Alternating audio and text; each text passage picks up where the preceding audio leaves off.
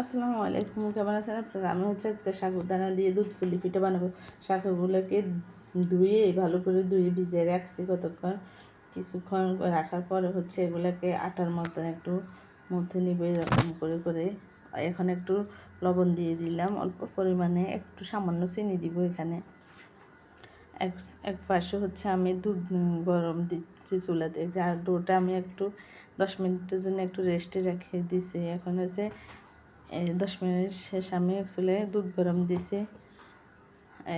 1 litre দুধের মতন আমি ক্ষীর দিয়ে বানাচ্ছি আর কি। শাকগুলোকে গোল গোল করে নিয়ে হাতের তালুতে আস্তে আস্তে করে চাপ দিয়ে তারপরে ক্ষীরগুলো ভিতরে দিয়ে দিই। আবার ওই পুলি পিঠার মতন করে এরকম ভাগা করে দিচ্ছি। এখানে আমি গরম মশলা দিয়ে দিলাম আর এই গুড় দিব। এখানে গুড় দিয়ে বানাবো। গুড়গুলা দিয়ে দিলাম। আর ওই পাশে আমার পিঠাগুলো বানানো প্রায় শেষ। এখন দুধগুলো আরেকটু ঘন হয়ে আসলে আরেকটু বলক গেলে তারপর দিব। গুড় দেওয়াতে কালারটা চেঞ্জ হয়ে গেছে। আর পিঠাটা অনেক মজা হয়েছে, অনেক মজা।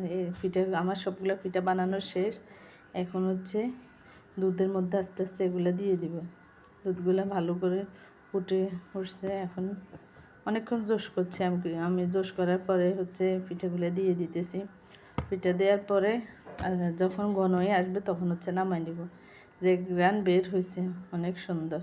দেখেন, পিঠাগুলো দেওয়ার পরে কিছুক্ষণ পরে উপরের দিকে এগুলো একে একে উঠে গেছে, একটু একটু করে ফুলে একে উঠছে। কি সুন্দর দেখাচ্ছে। শুধু চিনি রইলে একবার সাদা গুড়ের দেখি এরকম ঘন হয়ে আসছে। এখন আমি বাটিতে নামাই নিয়ে নেব।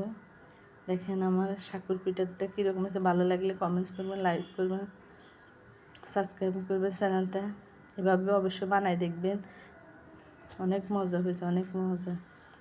আজকের মতন এখানে বিদায় নিলাম। আল্লাহ হাফেজ। আসসালামু আলাইকুম।